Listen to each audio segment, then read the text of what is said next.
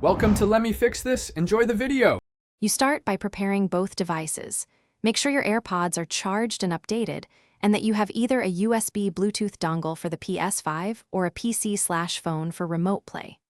Once done, put the AirPods in pairing mode by opening the case and holding the button until the light flashes. Next, power on the Ps5 and your controller. If you're using a dongle, plug it into the console now. If you'll use remote play, launch the app on your secondary device and sign in. You now perform the actual connection step by step. If you have a Bluetooth dongle, press its pairing button and let the AirPods connect. Then set Ps5 audio output to that USB device in settings.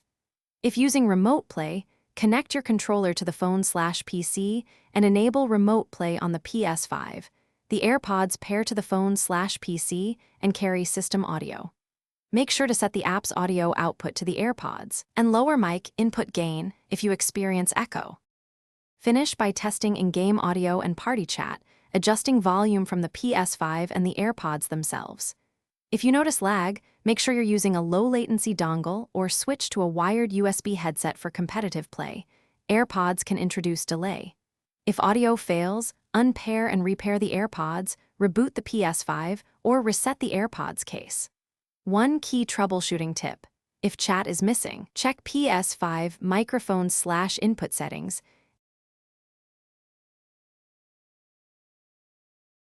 Thanks for watching. If you found this helpful, don't forget to like and subscribe.